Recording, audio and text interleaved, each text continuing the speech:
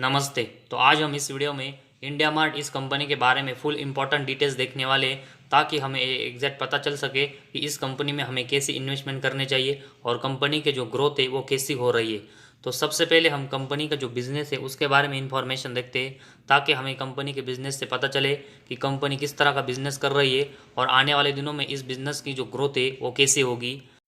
लेकिन उससे पहले अगर आपने पहली बार इस चैनल को विजिट किया है तो इस चैनल को सब्सक्राइब कीजिए, साथ ही में बेल आइकॉन प्रेस करके ऑल सेक्शन पर क्लिक करें ताकि आपको शेयर मार्केट की हर अपडेट जानकारी मिल सके।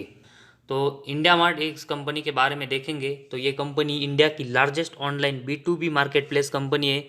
जो कि बायर्स को सप्लायर से कनेक्ट करती है।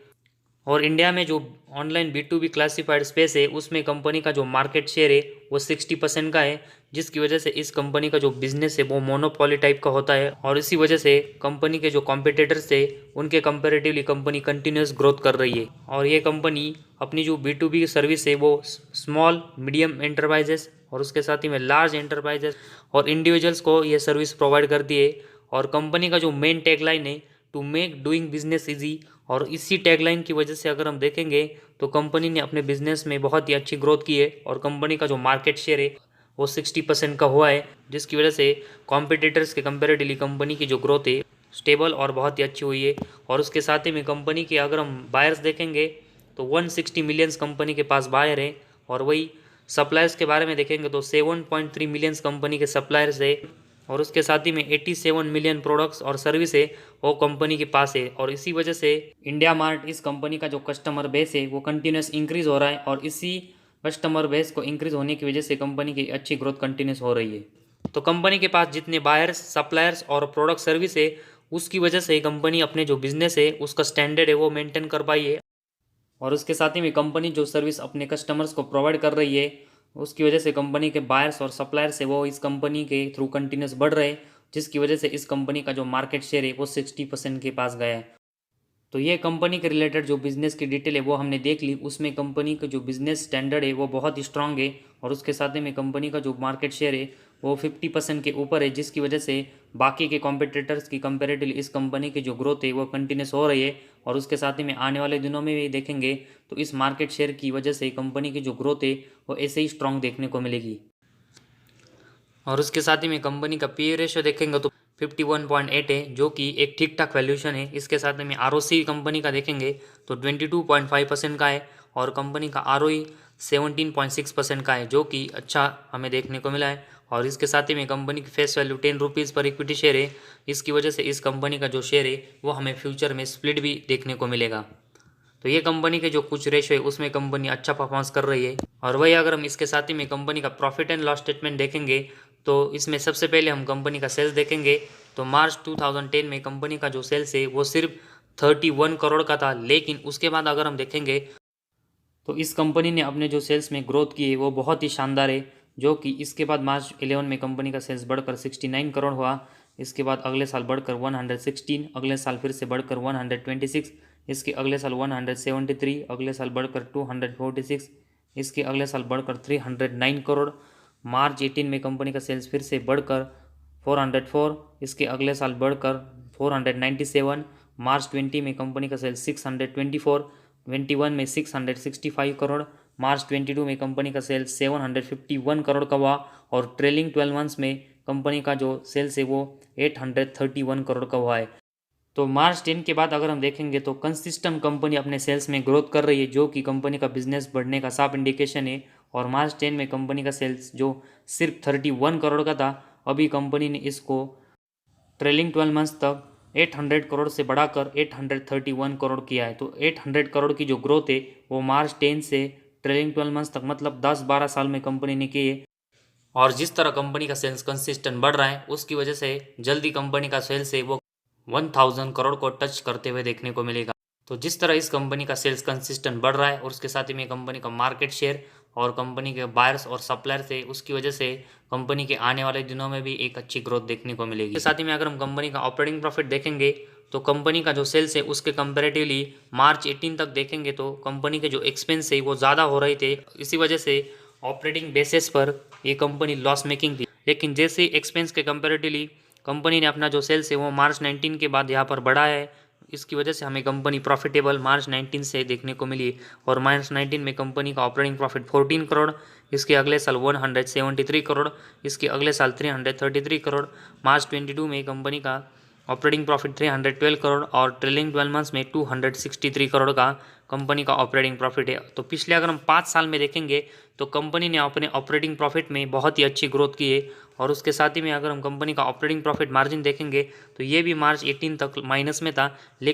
लेकिन मार्च 19 से कंपनी ने इसमें भी ग्रोथ की और मार्च 19 में कंपनी का जो ऑपरेटिंग प्रॉफिट मार्जिन 3% था वो ट्रेलिंग 12 मंथ्स में 32% का हुआ और मार्च 22 में ये 42% और इससे पहले 50% का था। तो एक कंसिस्टेंट ग्रोथ कंपनी ने ऑपरेटिंग प्रॉफिट मार्जिन में भी पिछले 5 साल में की है। और उसके साथ ही में अगर हम कंपनी का नेट प्रॉफिट भी देखेंगे तो जैसे ही कंपनी का ऑपरेटिंग प्रॉफिट मार्च 18 तक लॉस मेकिंग था वैसे ही कंपनी का नेट प्रॉफिट भी मार्च 18 तक लॉस मेकिंग था और उसके बाद कंपनी प्रॉफिट में आई और इस कंपनी का नेट प्रॉफिट मार्च 19 में 13 करोड़, ये बढ़कर इसके अगले साल फिर से 146 करोड़ का हुआ, अगले साल बढ़कर फिर से 287 करोड़, मार्च 22 में 310 करोड़ और अभी ट्रेलिंग 12 मंथ्स में 257 करोड़ का कंपनी का नेट प्रॉफिट है। तो मार्च 19 से लेकर अभी तक हम देखेंगे तो कंपनी ने अपने नेट प्रॉफिट में शानदार ग्रोथ की है, जिस तरह ऑपरेटिंग प्रॉफिट मार्जिन में कंपनी ने की थी। तो एक टर्न अराउंड कंपनी के परफॉर्मेंस में मार्च 19 के बाद देखने को मिला है और उसके साथ ही में अगर हम कंपनी का जो ईपीएस है उसके बारे में भी इंफॉर्मेशन देखेंगे तो कंपनी ने अपने ईपीएस में भी एक अच्छी ग्रोथ की है, जो कि मार्च 19 में 4 था, वो अभी ट्रेलिंग 12 मंथ्स में 84 का हुआ है। तो सभी सेगमेंट में प्रॉफिट एंड लॉस स्टेटमेंट में कंपनी ने एक टर्न अराउंड मार्च 19 के बाद किया है और उसके साथ ही में पिछले 3 साल में कंपनी अच्छे डिविडेंड भी दे रही है। तो कंपनी का जो सेल्स है उसकी तो ग्रोथ शानदार है, लेकिन कंपनी का प्रॉफिट अगर हम देखेंगे तो ये मार्च 18 तक लॉस मेकिंग था। उसका सबसे बड़ा रीज़न था कि कंपनी का जो सेल्स है वो एक्सपेंस के कंपेरेटिवली पहले कम हुआ करता था, लेकिन मार्च 19 से कंपनी ने अपने सेल्स में एक्सपेंस के कंपेरेटिव ग्रोथ की, उसकी वजह से कंपनी का प्रॉफिट एंड लॉस स्टेटमेंट का सभी परफॉर्मेंस है वो टर्न अराउंड हुआ है। इसके बाद कंपनी के जो बोरेंग्स है उसके बारे में हम इन्फॉर्मेशन देखते हैं, क्योंकि कंपनी का अगर बोरेंग्स कंटिन्यूस कम होता रहेगा तो कंपनी की जो नेट प्रॉफिट की ग्रोथ है वो हमें आने वाले दिनों में अच्छी देखने को मिलेगी और इसीलिए कंपनी की जो बैलेंस शीट है उसके बारे में हम इन्फॉर्मेशन देखेंगे तो सितंबर 22 में कंपनी के पास 1874 करोड़ की रिजर्व है, जो कि इसके कंपेरेटिवली कंपनी के ऊपर सिर्फ सितंबर 22 में 52 करोड़ का बोरेंग्स है। तो ऐसे में कंपनी के ऊपर जितना बोरेंग्स है उसके कंपेरेटिवली कंपनी के पास बहुत ज़्यादा रिजर्व है, इसकी वजह से हम इस कंपनी को डेट फ्री कह सकते हैं और कंपनी की जो बैलेंस शीट है वो स्ट्रांग हो रही है। तो कंपनी के ऊपर इतना बोरेंग नहीं है जिसकी वजह से कंपनी के नेट प्रॉफिट के ऊपर कोई इम्पैक्ट पड़े। तो जिस तरह कंपनी अपने सेल्स में कंटिन्यूस ग्रोथ कर रही है और कंपनी का जो बोरेंग्स है वो बहुत ही कम हमें देखने को मिला है, इसी वजह से कंपनी का जो बोरेंग्स कम है उसकी वजह से कंपनी को कम इंटरेस्ट रेट चुकाना पड़ेगा और इसी वजह से कंपनी की जो नेट प्रॉफिट की ग्रोथ है वो जैसे पहले थी वैसी देखने को मिलेगी। इसके बाद कंपनी का कैश फ्लोज देखेंगे तो मार्च 22 में कंपनी का नेट कैश फ्लो +10 करोड़ का है, जो कि मार्च 21 में 22 करोड़ का था। तो मार्च 19 और 20 में देखेंगे तो कंपनी का net cash flow loss making था, लेकिन पिछले 2 साल में देखेंगे तो कंपनी ने अपने नेट कैश फ्लो में भी ग्रोथ की है और कंपनी का नेट कैश फ्लो कंपनी ने प्लस में जनरेट किया है, जो कि कंपनी के बिजनेस के लिए बहुत ही अच्छा साइन है। और उसके साथ ही में अगर हम कंपनी के डेप्टर डेज देखेंगे तो पिछले 3 साल में कंपनी के डेप्टर डेज 1 कंटिन्यूस इसके नंबर से वो 1 है, जो कि किसी भी कंपनी का जो डेप्टर डेज कम होता है वो उस कंपनी के बिजनेस के लिए बहुत ही अच्छा साइन होता है और ये हमें इस कंपनी के बारे में भी देखने को मिला है। और उसके साथ ही में कंपनी का शेयर होल्डिंग पैटर्न देखेंगे तो कंपनी का शेयर होल्डिंग पैटर्न में प्रमोटर के पास 49.22% के शेयर है और उसके साथ ही में एफआईज के पास इस कंपनी के 25% के शेयर है, जो कि पिछले 2 क्वार्टर के कंपेरेटिवली एफआईज ने इस कंपनी में अपने जो स्टेक्स है वो बढ़ा है। और उसके साथ ही में डीआईज की जो हिस्सेदारी है वो सितंबर 22 में इस कंपनी में 5.24% है, जो कि पिछले क्वार्टर में 4.96% थी। तो डीआईज ने भी इस कंपनी में इस क्वार्टर में हिस्सेदारी बढ़ाई है। वही पब्लिक की हिस्सेदारी इस कंपनी में 20% की है और उसके साथ ही में अदर्स की हिस्सेदारी इस कंपनी में 0.21% की है। तो मेजोरिटी स्टेक इस कंपनी के प्रमोटर के पास है और उसके साथ ही में एफआईज, डीआईज और पब्लिक और उसके साथ ही में कुछ अदर्स है वो भी हमें इस कंपनी में इंटरेस्टेड देखने को मिले।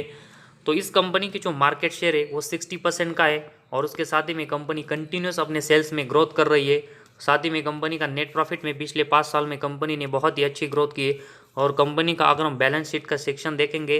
तो उसमें भी कंपनी का जो बोरिंग्स है बहुत ही कम है और उसके कंपैरेटिवली कंपनी के जो रिजर्व है वो कंटिन्यूस बढ़ रहा है, जिसकी वजह से इस कंपनी की जो बैलेंस शीट है वो स्ट्रांग हो रही है और कंपनी के ऊपर बहुत ही कम बोरिंग्स है, जिसकी वजह से कंपनी का जो नेट प्रॉफिट है उसके ऊपर हमें कोई इम्पैक्ट यहाँ पर पड़ते हुए देखने को नहीं मिलेगा,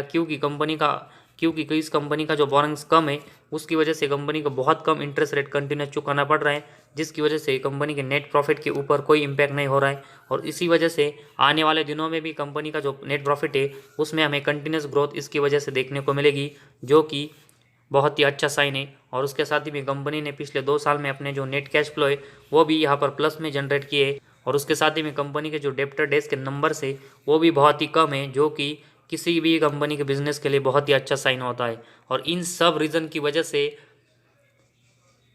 प्रमोटर से लेकर एफआईएस, डीआईएस, पब्लिक और अदर से इनका इस कंपनी में ज़्यादा विश्वास और इंटरेस्ट देखने को मिला है और इसी वजह से इन्होंने इस कंपनी में यहाँ पर इन्वेस्टमेंट की। और जिस तरह कंपनी का मार्केट शेयर अभी 60% का है और उसके साथ ही में कंपनी के बायर्स और सप्लायर्स के जो नंबर्स है वो कंटिन्यूस यहाँ पर गेन हो रहे हैं, इसकी वजह से आने वाले दिनों में भी हमें कंपनी की जो ग्रोथ है वो बहुत ही अच्छे से होते हुए देखने को मिलेगी। और कंपनी का जो मार्केट शेयर 60% का है उसकी वजह से इस कंपनी का जो बिजनेस मोनोपोली है और इसी वजह से हर करेक्शन में अगर हम इस कंपनी में छोटी छोटी इन्वेस्टमेंट करते रहेंगे तो आने वाले 4-5 साल में हमें ये कंपनी बहुत ही अच्छे रिटर्न देते हुए देखने को मिलेगी।